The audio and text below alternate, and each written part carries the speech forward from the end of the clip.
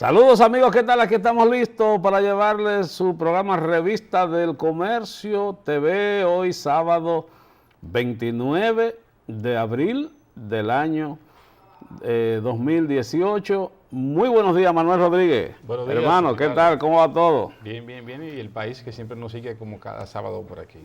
Tú sabes que el 24 de abril se celebró el 53 aniversario de la gesta de abril de 1965, y un día como ayer, 28 de abril, tú sabes que fue la invasión norteamericana de 1965, que buscaba, ¿verdad?, restaurar la paz, pero teníamos un país dividido, o sea, la nación dominicana dividida, ¿verdad? Producto, ¿verdad?, primero del derrocamiento del gobierno del profesor Juan Bosch en 1963, y esto trajo como al traste, ¿verdad?, prácticamente una guerra civil, que entonces los acontecimientos terminaron con el desembarque de más de 19,000 marines norteamericanos. Eso es así. Y ya a partir de ahí, pues, todos sabemos lo que ocurrió hasta llegar al 1966, lo que pasó con el coronel Camaño de Ñu, el gobierno constitucional en armas. Y entonces en 1966 se producen elecciones nuevamente en el país, que entonces fueron ganadas por el doctor Joaquín Balaguer. Y ya a partir de ahí, ¿verdad?, 12 años, ¿verdad?, de Balaguer hasta volver otra vez al PRD en el 78. Y de ahí para acá es historia contemporánea. Esto lo traigo a colación porque más tarde vamos a hablar, ¿verdad?, de un tema que le preocupa a la ciudadanía, que es el tema de las primarias abiertas, primarias cerradas, y que otra vez, como en 1965, está dividida la sociedad dominicana. Pero gracias a nuestros patrocinadores, Manuel, gracias a nuestros patrocinadores que cada día pues nos acompañan, cada sábado, como es el caso del Grupo Mejía Alcalá con todos sus productos, la leche Millets, que está presente en la familia dominicana desde hace más de 64 años. Una familia, ¿verdad?, que tiene la responsabilidad social de proveer un producto de consumo masivo, vital para la salud, porque ¿de qué estamos hablando? De la salud de los niños, que es algo sumamente importante. Ahí está toda la gama de los productos Miles presentes en el país hace más de 64 años. También, hoy sábado, es muy apropiado el día, como siempre, para usted consumir arroz campo. El arroz campo es un producto de Prodal, que tiene la facilidad de que este arroz campo esté presente en toda la mesa del país, en todos los colmados, supermercados, en almacenes, y ahí está el arroz campo. A eso no hay que agregarle más que el ingrediente con lo que usted lo quiera acompañar. Lo demás es arroz campo, y ustedes saben que a mí me ha ido muy bien consumiendo arroz. Muy bien me ha ido consumiendo arroz campo, un producto Prodal. Gracias. Bueno, les invitamos a que vayan hoy a probar arroz campo allá en el Mercado Santo Domingo, en The Top Buffet. Vayan hoy, que las ofertas siguen. La carnita de Don Ricardo, el arroz blanco, que es arroz campo, por supuesto, arroz moro, el chicharrón de cerdo, que debo decirle, el doctor Julio Jacín pasó por allá el pasado sábado, probó los chicharrones, no hubo forma, pagó todo, no, pagó, ¿cuánto es? Y pagó. Se llevó sus chicharrones y probó sus chicharrones allá, que no lo sepa la doña, probó los chicharrones, y entonces esperamos, ¿verdad?, que cada sábado pues tengamos visitas importantes, de figuras del país que visitan el Mercado Santo Domingo, y que entonces ahí aprovechen para comprar sus vegetales y pasar por The Top Buffet, tanto en el sector de productores como en el restaurante, en la parte alta de la nave cárnica. Gracias al Ministerio de Agricultura, gracias a el Ministerio de Industria y Comercio, Industrias Banilejas con el mejor café, que es el Café Santo Domingo, y por supuesto Almerca Santo Domingo. Vamos a hacer una pausa. Bueno, todavía no está lista la pausa.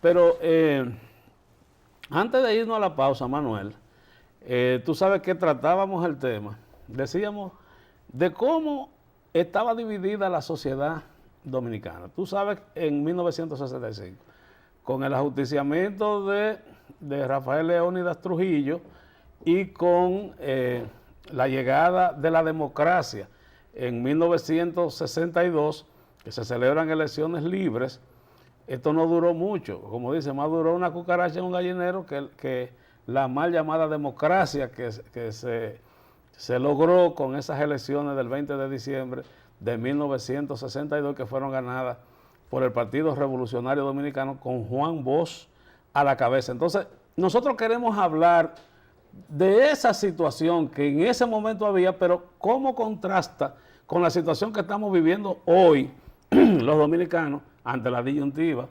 política que tiene el país, primarias abiertas, primarias cerradas, que si el presidente puede reelegirse, que si no puede. Hay una situación que es importante que la afrontemos y es la responsabilidad de los medios de comunicación. Entonces vamos a la pausa y cuando regresemos vamos a escuchar a Manuel Rodríguez. Me gustaría oír tu opinión. Yo sé que tú no te metes mucho en asuntos políticos, pero esto tiene carácter social y económico al final. Pausamos y retornamos.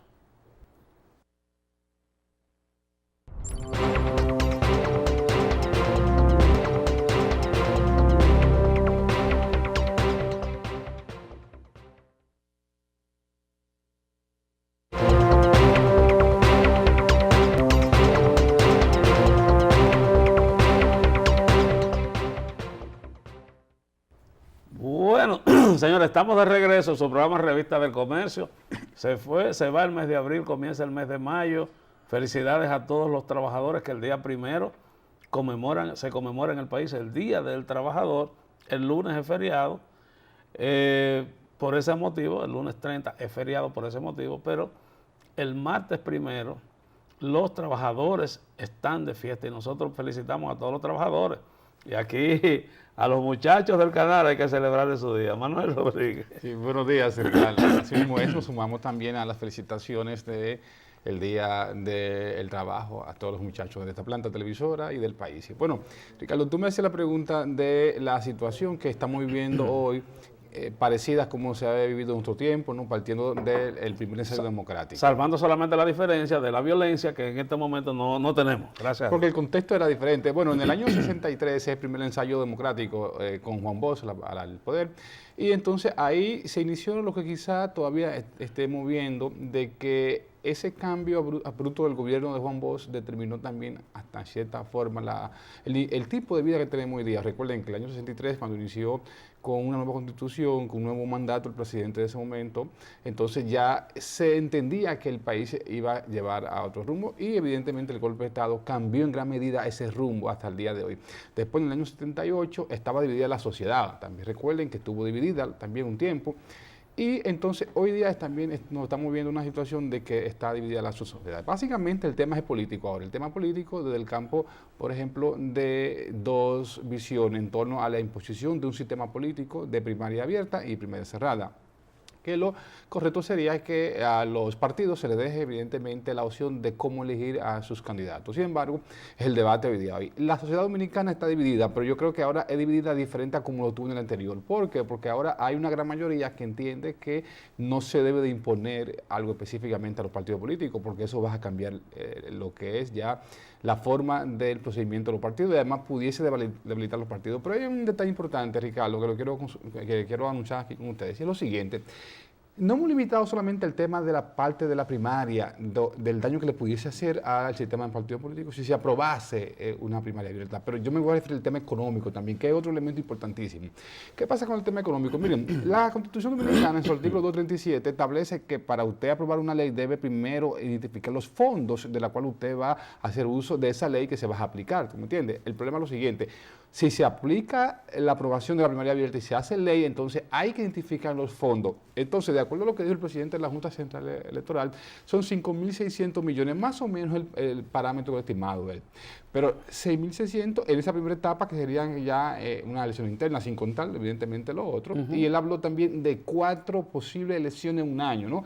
Tú tienes el caso de entonces las elecciones que sería en febrero de los alcaldes, después la de la presidencial, y si hay una segunda vuelta, entonces volvería en junio, es decir, casi 2 meses y medio después de una nueva elecciones, ¿no? 1 mes y medio después. ¿Qué va a ocurrir? Que estamos hablando entonces que en promedio estamos hablando que se gastaría alrededor de 16.000 millones de pesos, pero básicamente en la primaria abierta, que es la primera etapa, se gastarían casi 5.600 millones. Entonces, ¿dónde se buscaría el fondo para esa parte? Bueno, estamos hablando que entonces hay que buscar un nicho de ingresos. En este caso, entonces, lamentablemente, se tendría que buscar a través de nueva imposición impositiva al ciudadano, ¿no?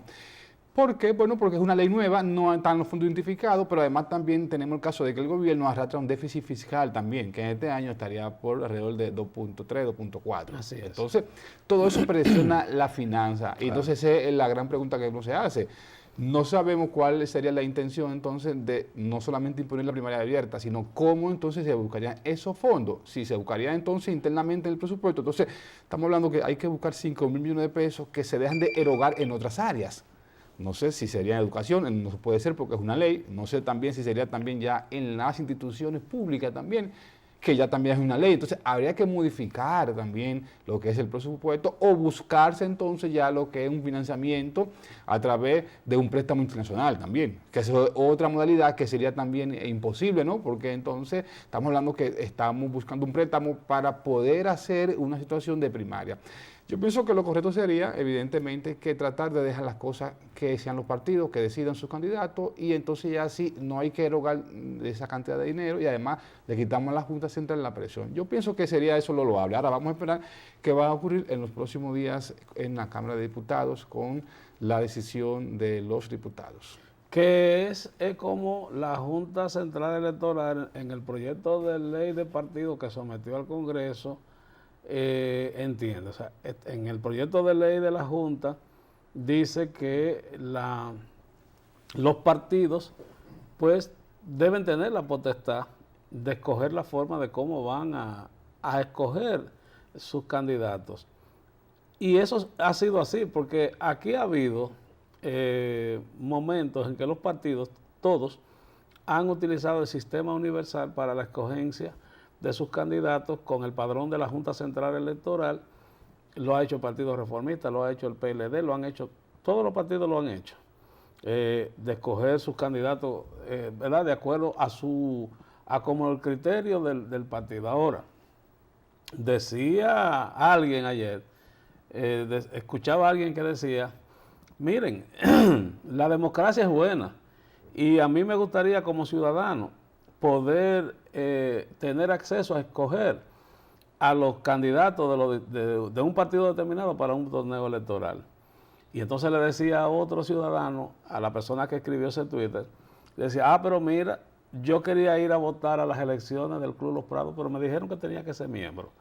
O sea, miren cómo, ¿verdad? Esto es entre profesionales que estamos hablando. Claro, claro. O sea, no estamos hablando entre gente común y corriente del pueblo, entre profesionales que uno entienden. Yo te diría, si yo me fuera a candidatear en mi natal San Pedro de Macorís por un partido determinado, a mí me convendría que fueran unas primarias abiertas, porque yo tengo gente que están en todos los partidos, tengo familias que están en distintos sectores, quizás les gustaría votar por mí, pero si voy por un partido determinado, me dice, bueno, yo no estoy inscrito en ese partido.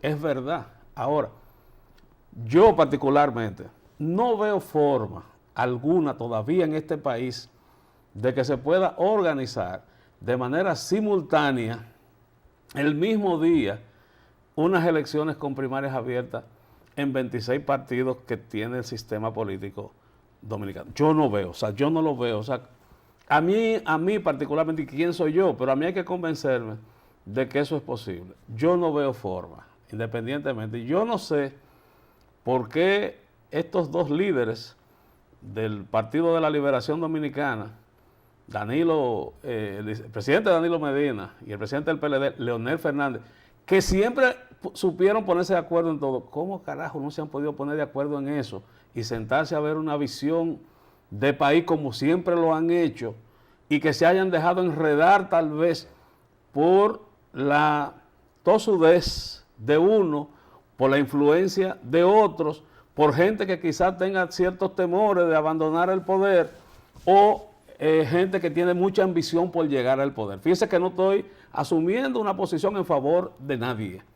Lo que tengo es temor por las consecuencias que esto pueda generar, Manuel. Sí, eso es lo peligroso. Lo peligroso es lo siguiente, que la estabilidad que el país ha disfrutado en los últimos 20 años, pero además también algo importante en la democracia dominicana. Nosotros, Ricardo, somos el único país de la región que en la etapa post-Trujillo hemos mantenido una democracia más o menos sólida. Tú te revisas el caso, por ejemplo, de Colombia, el caso de Venezuela, el caso de Perú, el caso de Argentina, el caso de Nicaragua, el caso de Guatemala, es decir, el caso de Panamá también.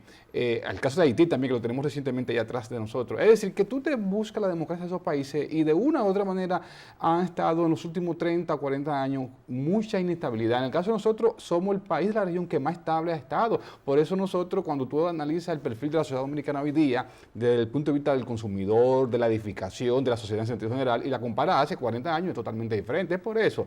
Entonces, esa es la gran preocupación que uno tiene. Pero otro elemento importante, Ricardo, también, para que tengamos una idea, ¿tú sabes qué cantidad de precandidatos habría entonces en una primaria interna simultánea al mismo tiempo, Ricardo? Para que el país tenga una idea.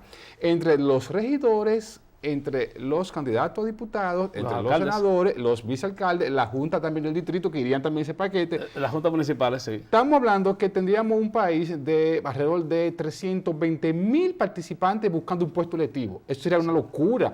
O sea, es decir, unas elecciones nacionales. Para coger 4,000 y pico de cargos, claro, tendríamos más de 300,000 personas corriendo detrás de esos 4,000 cargos. Exacto. Eso es grave. Entonces, eso es muy costoso, pero además también hay otra parte, que no solamente los 5,600 millones que dijo el presidente de la Junta, que se debe buscar para preparar las elecciones, además también está el caso de los candidatos, los que van a gastar también.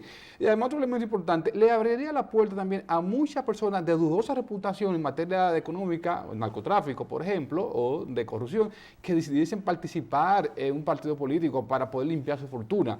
Entonces, ¿qué es lo que ocurre? Una de las debilidades que tuvo, por ejemplo, Colombia durante una época es que muchos narcotraficantes lograsen ser aspirantes. El caso de Pablo Escobar. Pablo Escobar logró ser candidato. Fue diputado incluso. Pero antes de eso, ¿no? Antes de estar en la... Sí, pero fue diputado. Pablo. Fue diputado y fue también senador alterno también. En el Senado, que de ahí fue que ya se hizo muy visible con esa posición y por eso le generó el problema que le generó hasta lo que todo el mundo conoce la historia de Pablo Escobar. Entonces, ese tipo de cosas, como no hay un filtro, entonces van a penetrar hacia los partidos mucha gente en busca de lavar su fortuna y eso es entonces lo que uno lamenta. Ojalá que básicamente los diputados que tienen en su mano ya el proyecto de ley de primaria abierta declaren eso desierto, imposible, y entonces rechacen ese proyecto porque de verdad que estaríamos hablando entonces de que el sistema de partido dominicano entonces tendría ya consecuencias negativas. Lo que pasa es que el pasado lunes, mi querido Manuel, el pasado lunes, que el presidente estuvo por Santiago, y a propósito de Santiago, hay una información que tengo que confirmar, ojalá que nos pudiera escribir el señor José Díaz de Santiago, porque tengo entendido que murió un hijo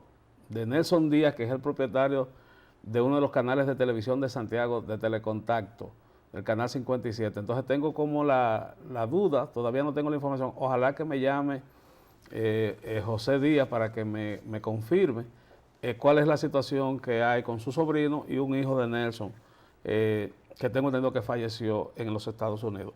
Entonces te decía que en Santiago de los Caballeros se inauguró el Parque Zoológico de Santiago, el Jardín Botánico, perdón, de Santiago, y un centro de convenciones de UTESA que había sido una iniciativa del gobierno de Balaguer. Hipólito Mejía trató de que el alcalde José Enrique Suet, lo asumiera, pero Suet no quiso asumirlo, y entonces esto fue asumido por UTESA. Hipólito Mejía se lo pasó a UTESA, y entonces esto se inauguró el pasado lunes con la presencia de Hipólito Mejía. obviamente que ni corto ni perezoso, el vocero, el speaker del presidente, pues envía inmediatamente esa foto, la filtra, la foto sonriente de Hipólito, de Hipólito Salamero, pues, y esta foto pues ha circulado, comenzó a circular de una vez desde a mediada mañana del lunes, se convirtió en viral.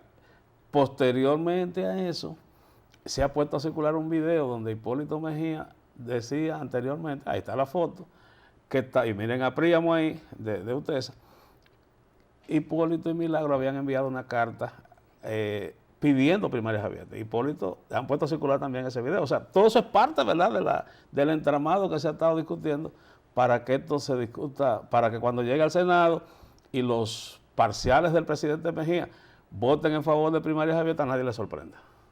Esa es la situación que hay.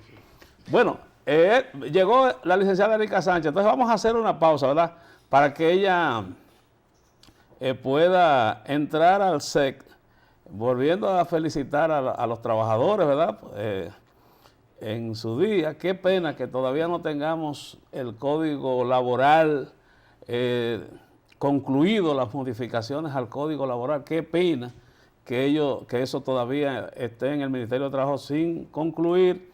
La comisión que ha estado trabajando, hay una comisión tripartita donde están los empresarios, las instituciones comerciales, los trabajadores, pero hay un impasse que no es el Ministerio de Trabajo que lo tiene, sino el impasse entre los empresarios y la clase trabajadora que está representada por los distintos sindicatos. Además, es bueno también recordar, Manuel, que la norma 06-2018 que regula los aspectos del sistema de facturación y establece nuevas disposiciones sobre la emisión y uso de los comprobantes fiscales, entra en vigencia ya el día 1 de mayo. Y hay que ver las implicaciones jurídicas que esto pueda tener, y qué bueno que ya está con nosotros la licenciada Erika Sánchez, que ahorita vamos a hablar sobre esto. No sé si estamos listos para la pausa. Me dicen que sí, entonces pausamos y retornamos aquí en Revista del Comercio TV.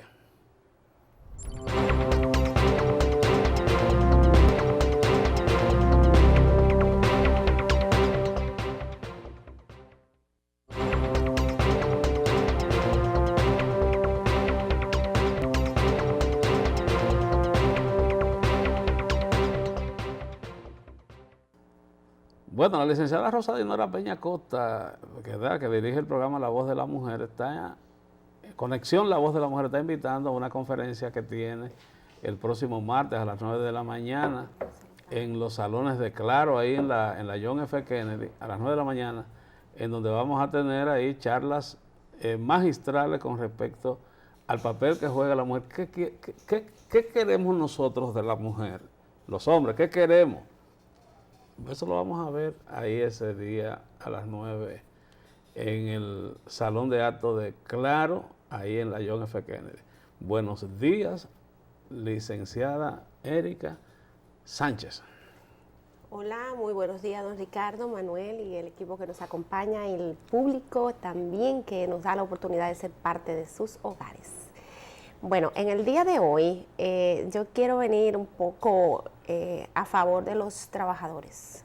Bien, sobre el Día Internacional del Trabajador, que ya se inicia este 1 de mayo, que efectivamente estamos de fin de semana largo. Así es. Y como usted decía, don Ricardo, efectivamente lamentamos mucho que el Código Laboral no esté todavía reformado.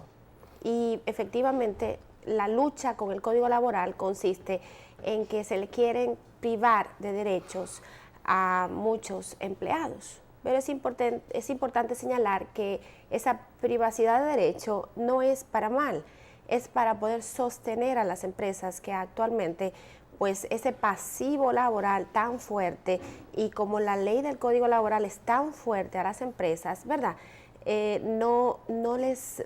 No continúe impidiendo a que ese sector empresarial y comercial pues se limite. Esa es la esencia, buscar un punto de equilibrio entre ambas partes, tanto el trabajador como el empleador. Entonces, preguntas importantes que normalmente le surge a un trabajador, porque uno de los puntos en que una persona no sale de su trabajo es porque no quieren perder sus derechos, y muchos trabajadores tampoco pues conocen sus derechos. Entre ellos queremos mencionarles unos cuantos. El Código Laboral establece una lista para los empleados para que puedan renunciar y adquirir su derecho siempre y cuando la empresa falte. Entre ellos, toda persona que trabaje tiene la obligación de tener un seguro. Si una empresa lo tiene usted contratado y usted no tiene su seguro, usted puede renunciar, y no importa los años que usted haya tenido en esa empresa y esa empresa no le haya introducido a la seguridad social, usted puede automáticamente presentar la comunicación ante el Ministerio de Trabajo, ante esa empresa, e informar que usted hace la dimisión de ese trabajo y usted puede irse con sus derechos. Entonces, en este caso, esta empresa, este comerciante o empresario que tenga un trabajador, es importante que lo incluya dentro de la seguridad social, porque recuerde que el trabajador también tiene derecho. Otro de los puntos importantes es que el trabajador tiene derecho a que se le paguen las horas extras. Pero es importante identificar que las horas extras solamente se pagan cuando se reclaman y se vencen. Es decir, aunque queremos cuidar nuestro trabajo, no tengamos miedo de hablarlo y recordar que si trabajamos horas por encima de las 44 horas semanales que establece el código, usted como trabajador puede, de una manera, ¿verdad?, dócil, nada soberbio ni altanero, ir a solicitar a su empleador: mire, yo requiero el pago de las horas extra o el coordinar las horas extra.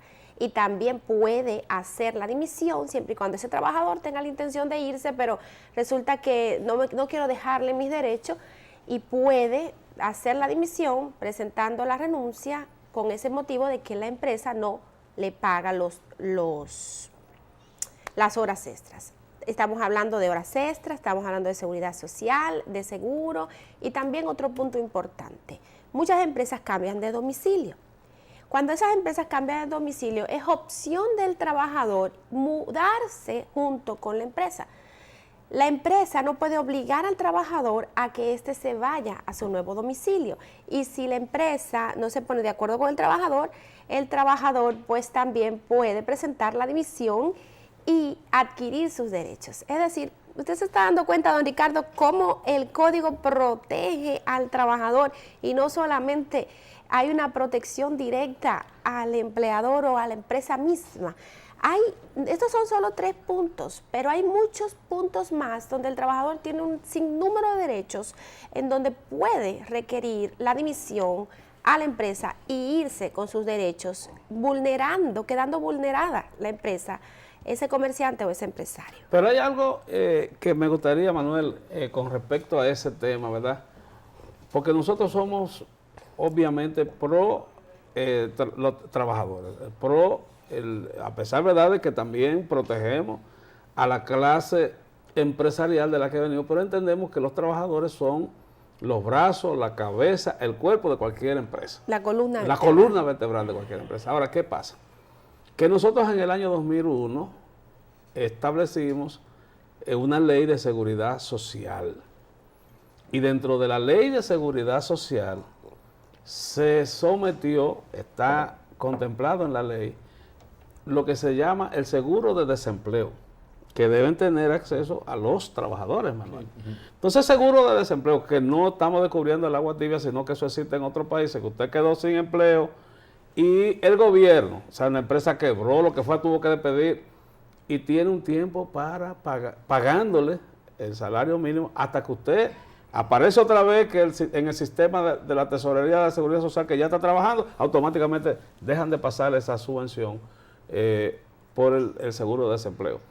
Si eso es así y es aplicado de manera correcta, entonces no hay razón para que los trabajadores, los representantes, entre comillas, de los trabajadores, y he peleado bastante con Pepe Abreu con esto, se empecinen en mantener una ley de cesantía que entonces tampoco beneficia totalmente a la clase trabajadora.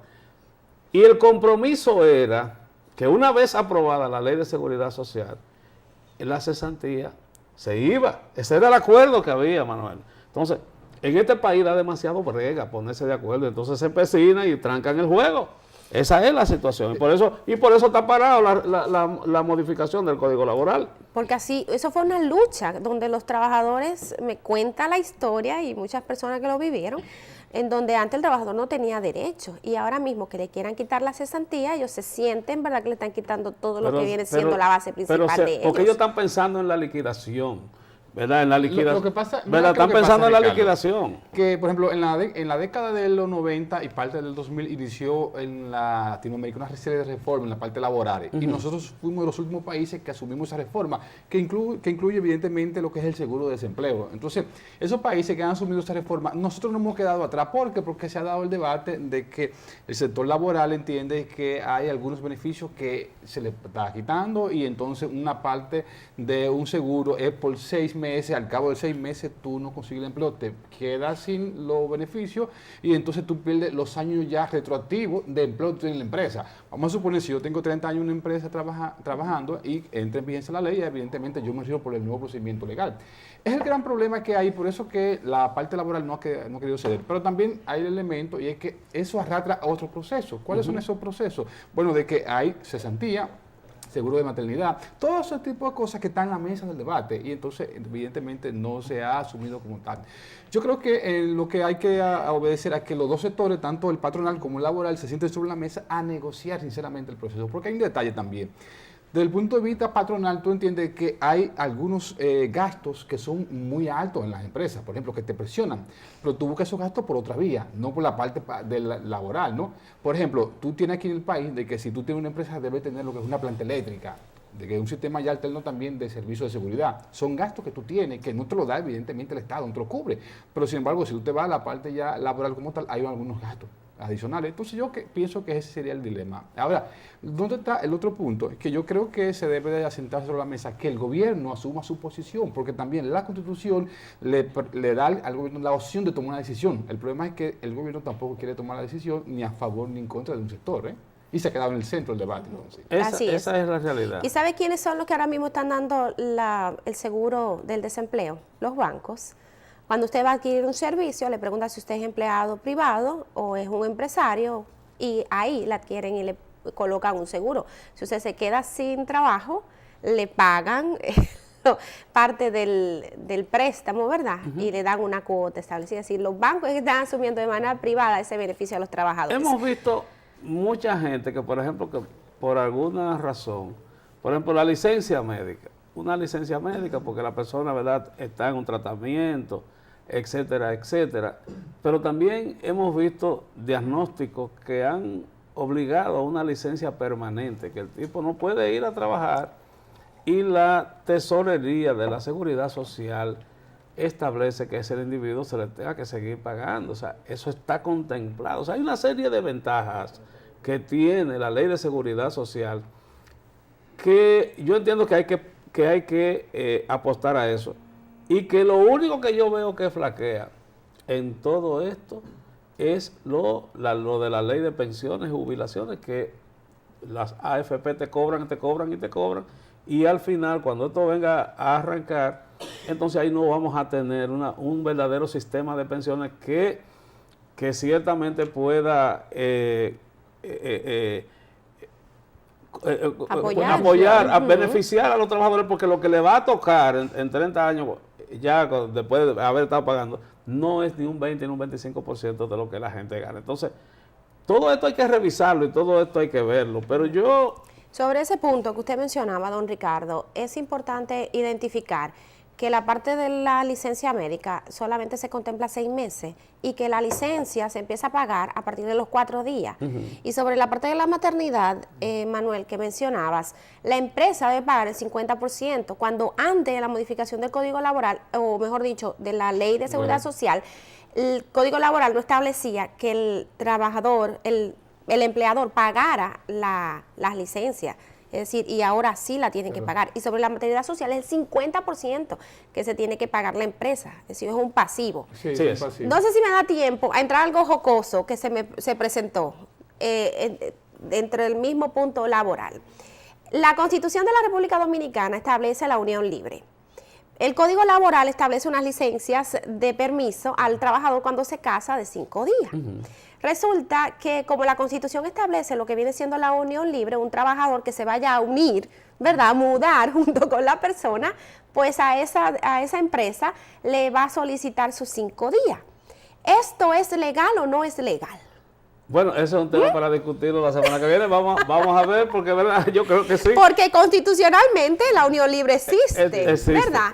Y el Código Laboral establece los permisos para las personas que contraen matrimonio. Ese trabajador que adquiere esa responsabilidad de unirse mediante unión libre, como así se denomina, ¿tiene derecho de los 5 días? Mientras tanto, vamos a dárselo los 5 días y después hablamos. Miren, yo quisiera pedir la anuencia de ustedes para concluir el programa con un editorial que hicimos en revistadelcomercio.net sobre la situación de pobreza que se vive en la República Dominicana ante la andanada nuevamente de persecución a las amas de casa que van a los negocios a adquirir un poquito de leche en polvo para el consumo de sus hijos. Entonces hicimos un comentario que apoyamos con algunas imágenes que les invitamos a ustedes a que lo vean y bueno, nos escriban si están de acuerdo o no y nos ayuden a buscar una solución con esto, porque yo sé que las autoridades quieren buscar una solución, pero estamos entaponados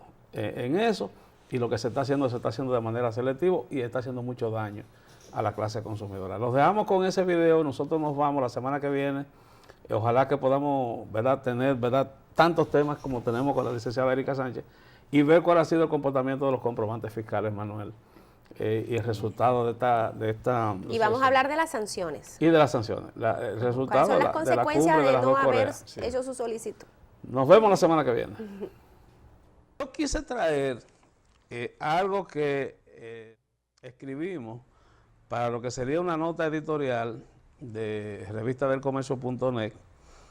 Entonces, otra vez la leche en polvo, pero jocosamente nosotros decimos la leche nuestra de cada día. Porque, ¿qué es lo que hemos visto? Que las madres dominicanas ahora tienen que lidiar con una problemática más. ¿Cómo resolver el problema alimentario de sus hijos si no pueden adquirir la leche en polvo en cantidades pequeñas, a precios asequibles, acorde con su maltrecho presupuesto y en los establecimientos cercanos a su vivienda? O sea, eso es una problemática que no se da en los barrios altos, sino que lo vemos en los barrios marginales. ¿Cuál es el problema? Si en este país se vende agua a granel, salami en trozos, quesos, azúcar, todo tipo de granos, pollo, pan, bizcochos, desayuno, comida, cena, en lugares que por su propia naturaleza carecen de inocuidad y la logística para el manejo adecuado de productos alimentarios.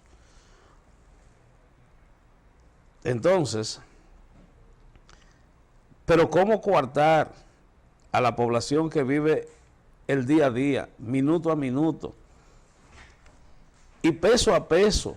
Es decir, esperando vender, por ejemplo, habichuelas blanditas en la mañana, o el maíz sancochado en la tarde, o los yaniqueques, o las arepitas de yuca, para luego ir a comprar lo que se necesita para la única comida del día, o alguna merienda para los hijos.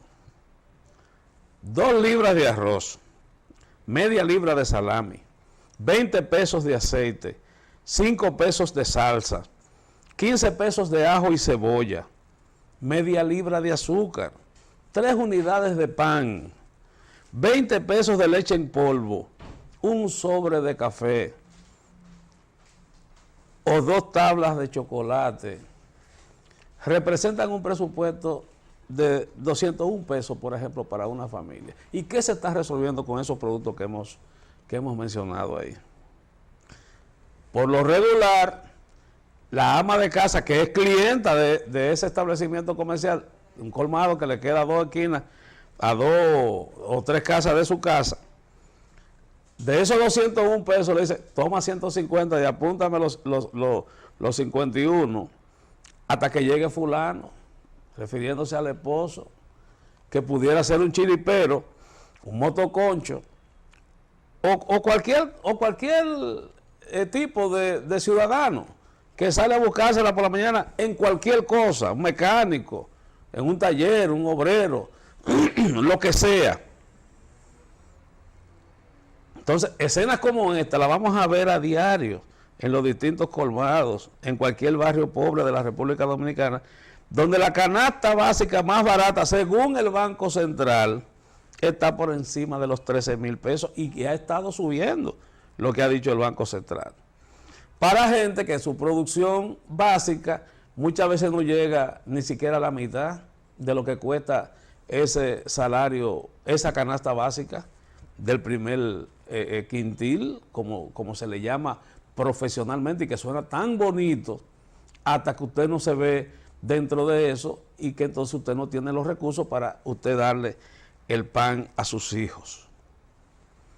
Entonces, ¿qué le podemos decir a esa gente que viven en pobreza o en pobreza extrema o por debajo de la línea de pobreza, que según los estudios representan cerca del 40% de la población, que son los más vulnerables, que son los que demandan en los colmados esos productos al menudeo, que son imprescindibles para su diario vivir?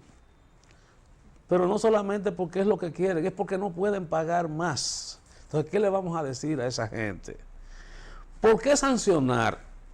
¿Por qué sancionar a colmados, que son más de 65,000 en todo el país, incautándole productos, cuando ellos lo que están es buscándole alternativa a la gente pobre?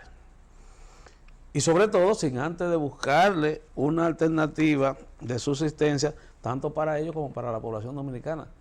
¿Por qué no hacer una campaña de orientación, de capacitación, de entrenamiento, tanto a la clase consumidora como a los propietarios de colmados, a los dependientes, instruyéndole a cómo manejar, a cómo manipular los alimentos, partiendo de una situación que vive la República Dominicana de pobreza y que desde la noche a la mañana tú no puedes cambiar, porque eliminar eso sería que se acabe la pobreza en el país, y todos sabemos que independientemente de los esfuerzos que pueda hacer un gobierno, tú no puedes sacar a 4 o 5 millones de gente de la pobreza de golpe y porrazo. Lula en Brasil sacó 40 millones de la pobreza, pero está preso. Entonces, porque muchas veces los intereses se oponen a eso porque no prefieren seguir estrangulando a la población que permitirle que la población pueda superarse.